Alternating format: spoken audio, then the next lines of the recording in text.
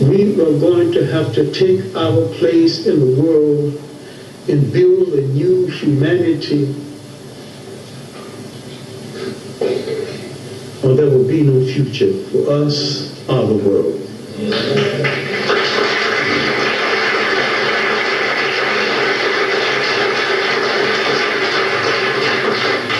We owe this to our children. We owe this to generations still to come. We owe them the effort of coming together, first and foremost, among ourselves and stopping all this silly arguments about who came from little specks of dust in the Caribbean Sea and who came from Georgia and who came from Africa. I'm tired of hearing who is the real African. We're both victims of a historical experience over which we had no control. We have all been wounded one way or the other. We are all real Africans, and we are all victims. Let's heal our wounds and start coming together. Let's stop lying to ourselves. I finished a book called Who Betrayed the African War Revolution and 6 other major speeches. The main thing I was trying to get across is that between Caribbean Federation movement, the Civil Rights movement, the African Independence movement, for a moment in history, our enemies thought we had the ability to come to power. We engaged in a lot of ceremony, but we didn't have the substance. But if you remember previous achievements,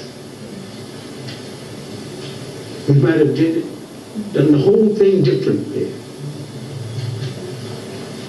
If we built the pyramid without an industrial complex, if the Japanese people industrialized without a single mass meeting or a single leaflet, why do you feel that you've got to talk so much when you do things? Why can't we quiet and get together?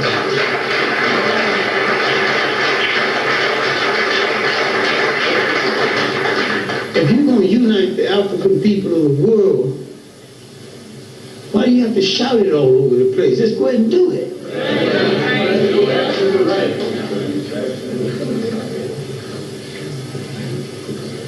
Africans had every element that went into making Christianity, Islam, and Judaism before the formation of these religions. They didn't dogmatize them or formalize them. They just lived it out. They had something far more pure than democracy. They didn't shout, look, Mama, I'm Democratic. They just lived it out. When people began to formalize it and shout about it, I suspect they didn't believe it. Our life away from Africa has been a continuous Holocaust. And we will never be whole in the world until we realize wherever we are on the face of this earth, be it the Caribbean islands, be it the United States, be it the Pacific, our political and cultural heartbeat is Africa.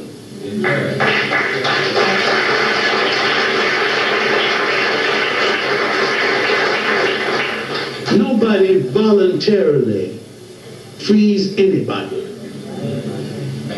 This is why I was totally unimpressed with the election in South Africa.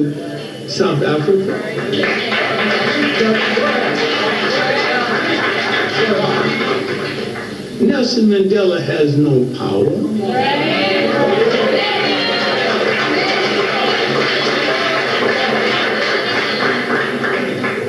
He don't control his chauffeur. Let him step too far out of line. His chauffeur has a gun that white people gave him, and the chauffeur will kill him on orders of the white people. This is a case where figuratively we bet on the wrong political horse. The real liberation fighter in South Africa was not Nelson Mandela, it was Winnie Mandela.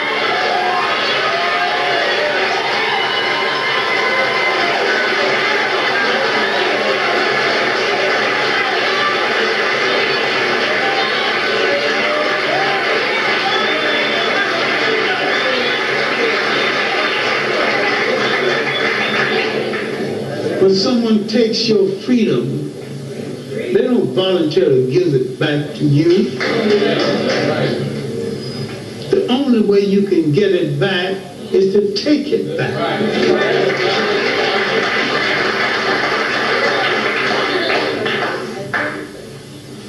After the African independence explosion, the Civil Rights Movement, the Caribbean Federation Movement, there were too many of us out front talking.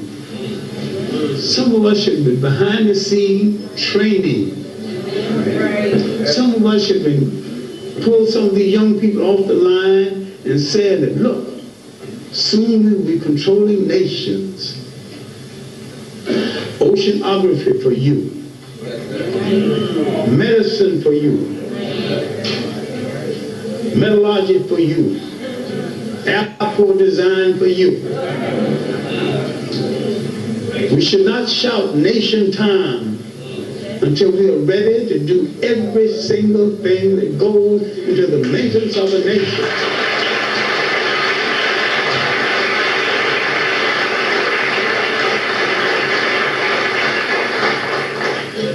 And once we are ready to do everything that goes into the maintenance of a nation, including standard armies, mines,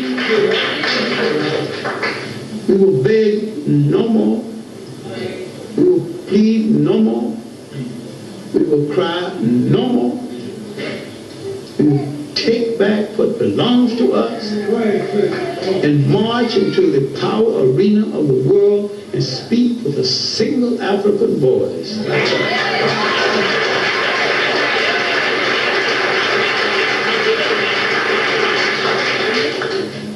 Our Holocaust that started 500 years ago will only end when we mastered the science of state control, harbor control, ship control, nation maintenance, nation management. We owe this to ourselves. We owe this to our children, their children, and the still more beautiful ones waiting to be born. Thank you very much.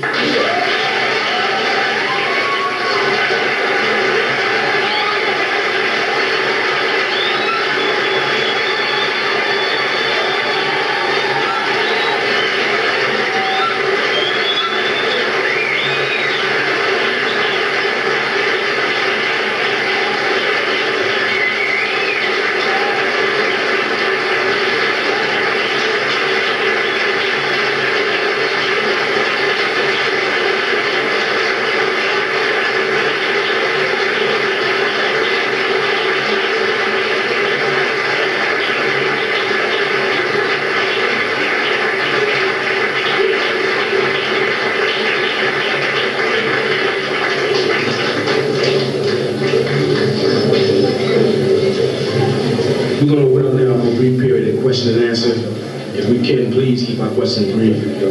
Oh, yeah. In the question and answer period, for those of you who have questions, for everybody else, before you leave, these students worked extremely hard to raise the funds to bring Dr. Clark. And as you clap, understand something. I know we have representatives probably from the Nation of Islam, and I'm not going to try to be like them or Jesse Jackson and making the call for funds because they have that down to a science. But there are some receptacles for donation. These aren't donations because we understand this man to be the elder historian in our community. I mean, we'll start from the back and work your way down. That way, everybody who's promises, trying to make it to the library or whatever, is leaving the living library to go to the dead one, will be able to contribute some money on the way out. So get all the way back there.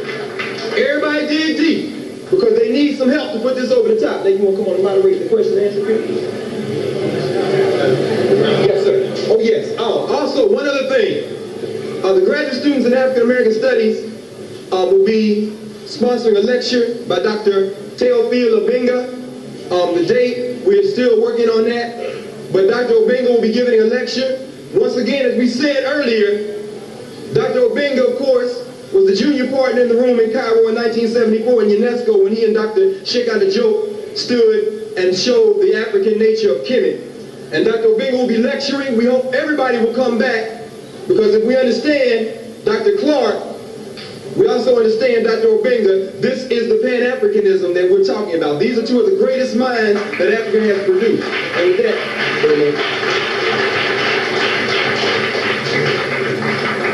questions, anyone?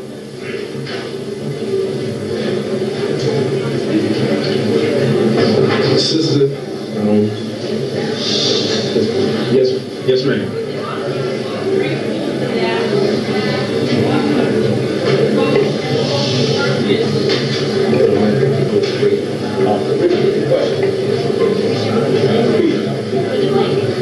The author of the book, The Great African Past, rulers of the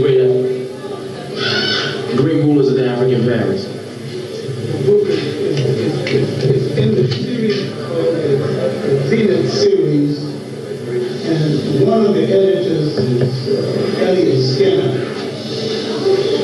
It's an edited work. It deals with several rulers in the six.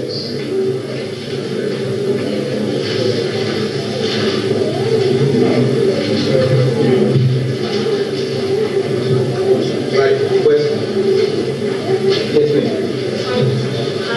I would like to ask elaboration on the things being done before about a war or a conference between European leaders about the carving up of African American colonialism. Could you elaborate more on how that happened, what happened, etc. That was the Berlin Conference, 1884, 1885, when the countries in Europe who had not had a piece of Africa got a little angry, led by King Leopold of Belgium, got together and called up the rest of Africa. And,